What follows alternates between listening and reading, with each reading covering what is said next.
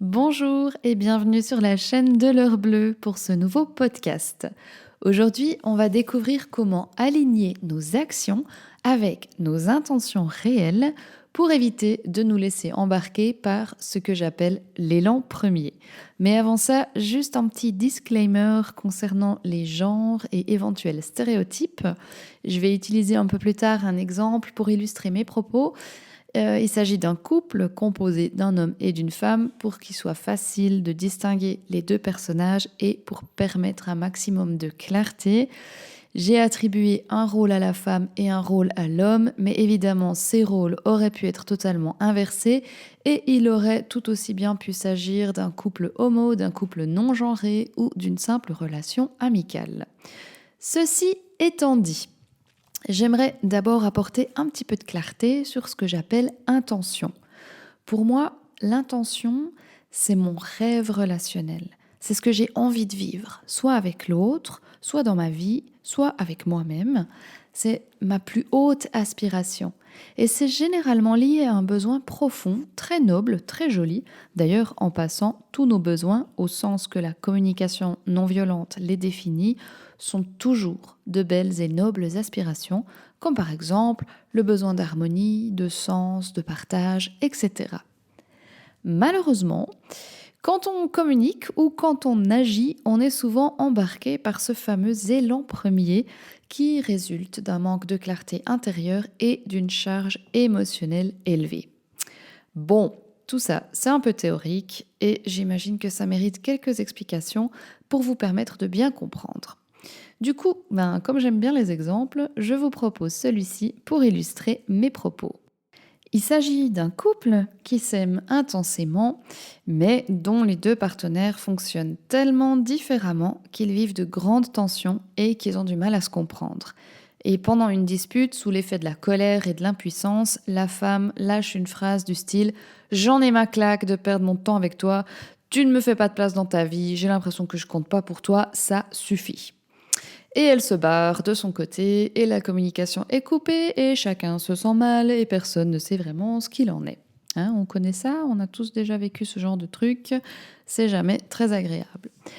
On va maintenant essayer de comprendre ce qui se passe pour la femme dans cette situation en se mettant dans sa peau. Je suis donc la femme en colère et exaspérée par le comportement de mon compagnon. J'aimerais passer plus de temps avec lui, j'ai l'impression que je compte pas assez, qu'il s'en fiche, qu'il fait pas d'efforts, qu'il m'aime pas assez pour s'investir, etc. En gros, c'est lui qui fait tout faux. Et tout ça se traduit par un ras-le-bol, un sentiment d'impuissance et évidemment de la colère. Donc j'ai tout ça qui monte en moi, qui s'accumule et qui finit par sortir dans un flot de paroles qui, malheureusement, n'exprime ni mes besoins, ni mes aspirations, ni ce que je ressens. Ce qu'il faut comprendre quand on est dans cette forme de souffrance, c'est généralement qu'il y a un trop gros décalage entre ce que j'ai envie de vivre et ce que je vis réellement. Ce n'est pas le comportement de l'autre qui me fait souffrir, mais c'est cet écart entre mon aspiration et la réalité. Parce que si ce même homme était en lien avec une femme dont l'aspiration est d'avoir un maximum de liberté et d'indépendance, eh bien le comportement de cet homme ne serait pas un problème.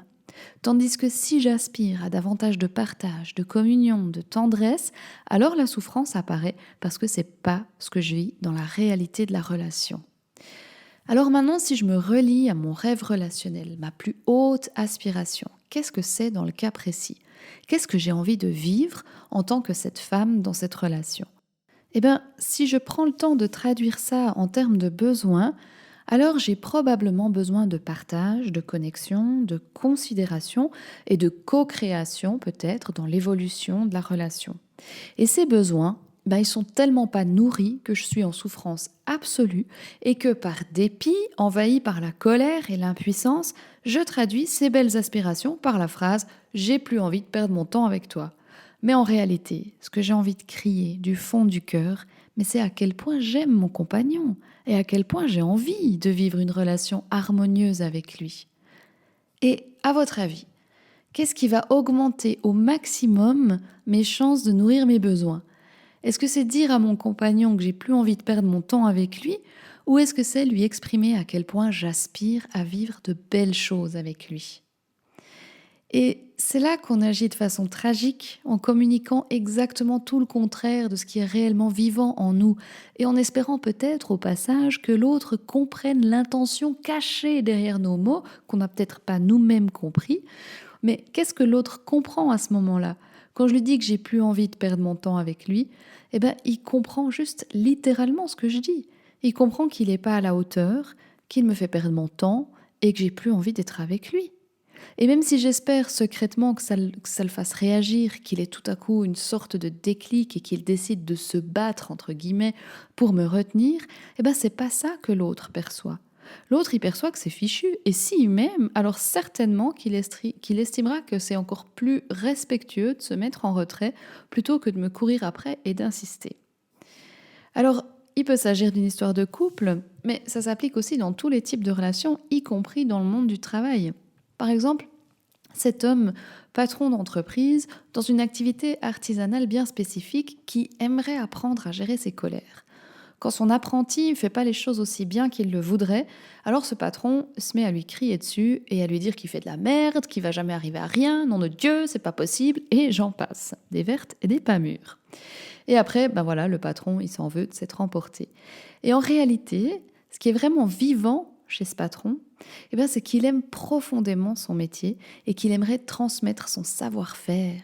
C'est précieux pour lui ce savoir-faire et il aimerait le transmettre de la meilleure manière qui soit pour que la tradition et la qualité se perpétuent. Et puis, il aspire aussi à ce que son apprenti réussisse sa formation, qu'il devienne un super pro, capable de fournir un travail de top qualité de façon autonome, et puis qu'ils puissent travailler ensemble dans une confiance mutuelle. Et là, on se dit, mais waouh, c'est des super belles aspirations, ça. Mais elles sont tellement mal exprimées qu'elles donnent un résultat plutôt tragique. Alors, dans le cas du couple, comme dans le cas du patron colérique, la question à se poser, et ça c'est Issa Padovani qui me l'a enseigné, et bien cette question elle consiste simplement à se demander, est-ce que ce que je m'apprête à dire ou à faire contribue à augmenter ou non mes chances d'obtenir ce que je veux? Et je vous la répète parce qu'elle est vraiment essentielle cette question. Est-ce que ce que je m'apprête à dire ou à faire contribue à augmenter ou non mes chances d'obtenir ce que je veux? Et dans le cas du patron, on imagine bien que quand on nous parle avec des gros mots et dans un élan de colère, on a nettement moins envie de contribuer à nourrir les besoins de l'autre et on a même plutôt envie de l'envoyer balader. Ou pire encore, on commence à se sentir nul, incapable, inutile et on perd toute confiance en soi, ce qui fait qu'on devient encore plus stressé et du coup encore plus maladroit. Alors, pour toutes ces raisons, je trouve que c'est vraiment super important de se poser quelques instants avant d'agir et de communiquer. Et c'est certainement pour ça qu'on dit toujours qu'il ne faut pas agir sous l'impulsion de la colère ou de l'émotion, parce que ça ne nous permet pas d'avoir le recul nécessaire pour comprendre quels sont nos besoins et nos aspirations derrière cette émotion. Donc voilà, en résumé, avant de communiquer, je tente de comprendre quels sont mes besoins et aspirations.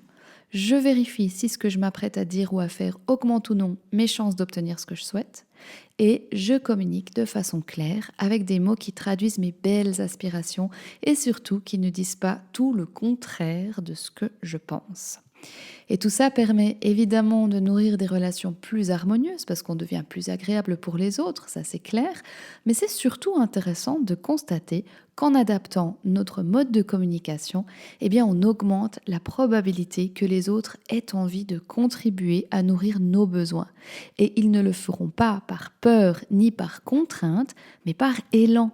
Et ça, c'est vraiment précieux. Enfin, pour vous aider dans ce processus, je vous recommande vivement de découvrir le petit memento de la communication non violente qui est mis à disposition gratuitement par Issa Padovani sur son site et je vous mets le lien dans la description de ce podcast. Voilà, si vous avez des commentaires, des questions ou si vous voulez partager vos expériences, n'hésitez pas à le faire en commentaire et je vous lirai avec une grande attention. À bientôt!